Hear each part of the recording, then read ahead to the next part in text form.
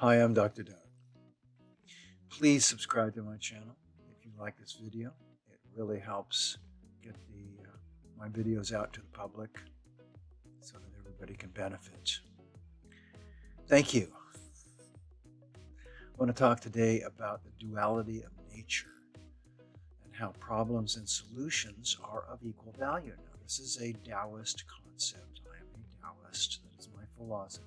I want to explain it to you because once you really get it, once you really understand the duality of nature and that problems and solutions are of equal value, nothing and no one can rob you of your peace of mind. And what is more important in your life than your peace of mind? For those of you who stay towards the end, I have a really fun story for you that illustrates this point quite well. Farmer and the horse. Well, duality of nature exists everywhere. In nature, of course. It's everywhere in nature. It's a fact of life. Let's talk about E equals mc squared. Who knows what that means? Raise your hand. Somebody raised their hand, didn't you? You raised your hand, didn't you? Okay. Energy equals mass times the velocity of light squared. What this says is that energy, wispy, can't define it, can't put it in a bottle, transforms into mass, substance, material. Yang and yin need each other. Energy needs mass. Mass needs energy. They transform into each other, and all energy contains a little bit of mass to it, molecules. And all of mass has some energy in it. These are movement swirling around in your tabletop that you don't even recognize, but there's energy in that tabletop. This is modern physics. Modern physics agrees with Taoist philosophy. Isn't that interesting? It's come around full circle now. Taoist philosophy is at least 3,000 years old. Probably goes way, way back. It probably goes back to the Stone Age. We don't have written records for that. But that duality of nature exists everywhere. It exists, of course, in yin and yang. Yin is material, that's the mass. And yang is the energy, that's the movement. Okay. Yang is the light aspect, and yin is the dark aspect because yin is material, and yang is energy.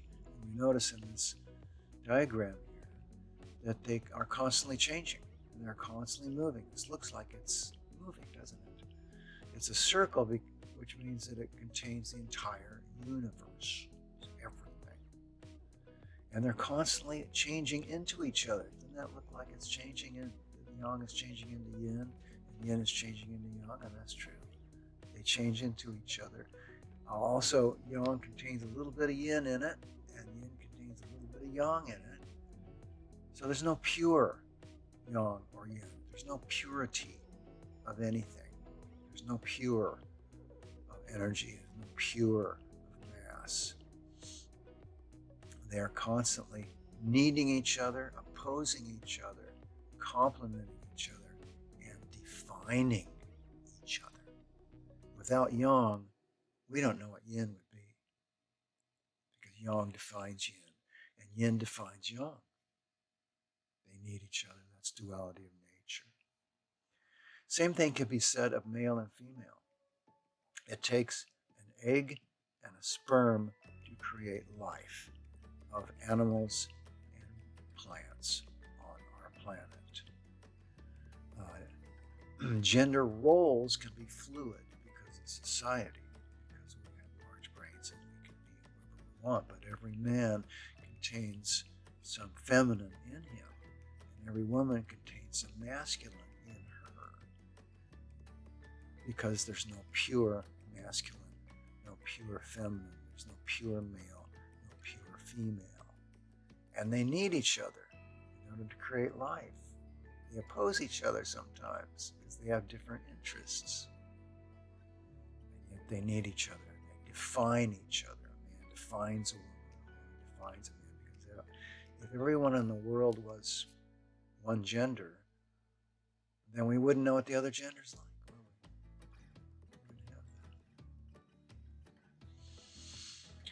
And happy and sad. If you were happy all the time, you wouldn't be happy because you wouldn't know what it's like to be unhappy. That's what I mean. Happiness and unhappiness are of equal value. I know that sounds odd. We're all supposed to be happy all the time. Happy, happy, happy. But we can't be, and we shouldn't want to be. We need sadness in order to define joy. We need safety in order to define fear. Right? We need to be fearful at times, and we need to be safe, feel safe and secure at other times. They define each other. Emotions, after all, are just information coming from inside our body, telling us what's going on. So never put down emotions. There's no such thing as emotional intelligence. This is nonsense. There's cognitive intelligence. Emotions are just information. There's no such thing as intelligent information. It just is. So we need to honor all of them by recognizing all of them. Now, in China, a long time ago, there was a farmer. He lived in a village. He worked all day. He had a family. He was known thereabouts as something of a wise man. His decisions seemed to be pretty right on. For the most part, people came to him for problems very often.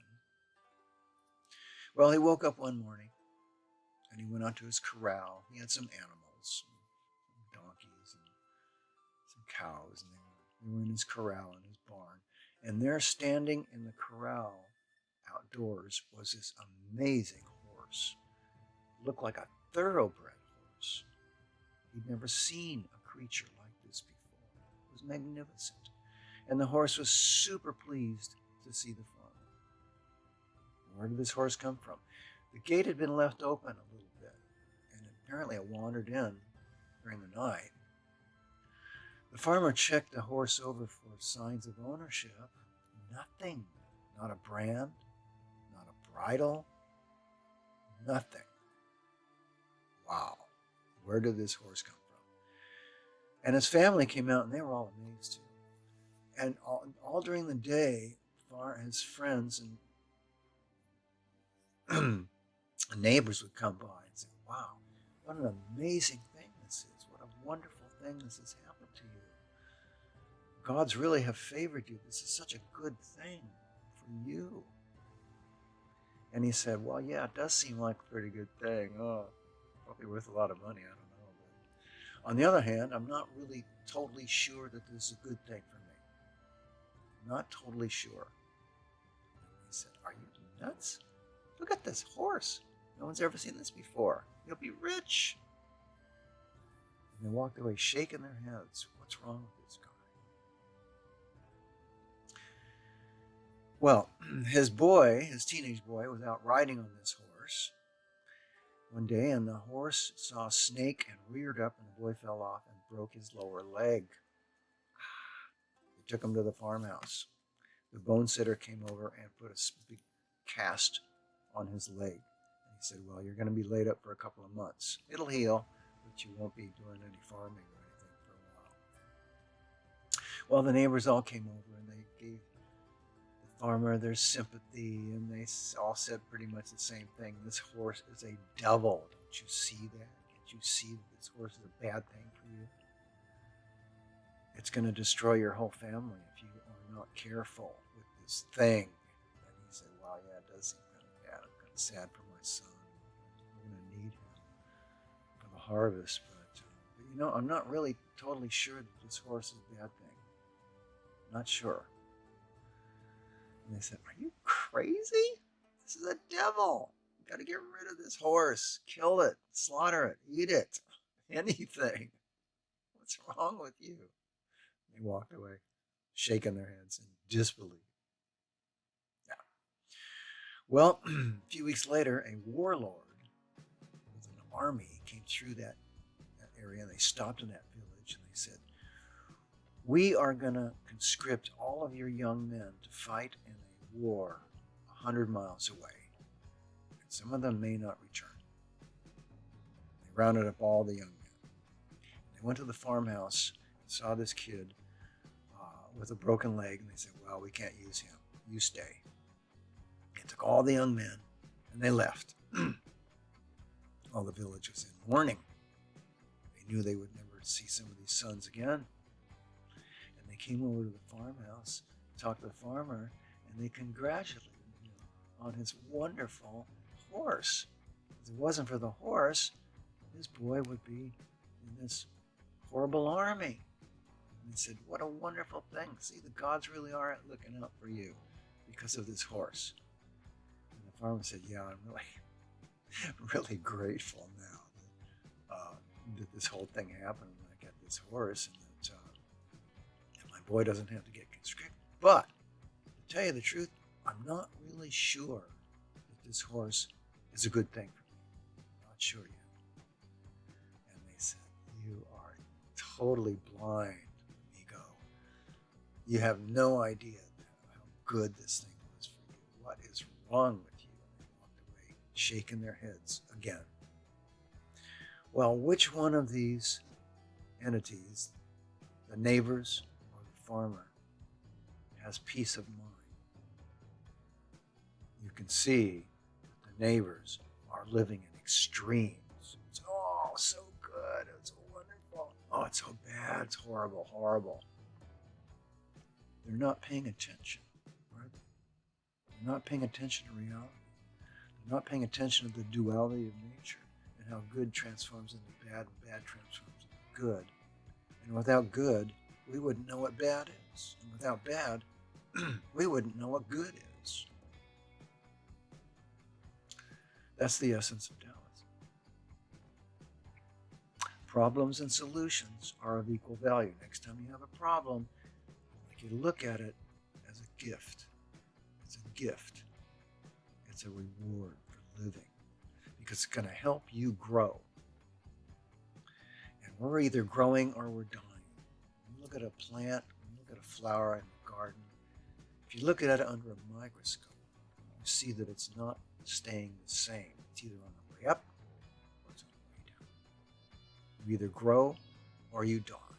Problems are there for our growth, to overcome obstacles and grow. So, next time you have a problem, be grateful. It's temporary. We'll find a solution. When you find that solution, there's going to be problems come from that solution. And that's how life's going to be. That's how life always has been for you, and it's always going to be that way for you. So never let anything rob you of your peace of mind. That's all I have to say on that subject. You can contact me down through my website. Link is down below in the description. This is Dr. Doug. For Body Trust, do not forget to subscribe. See you next time.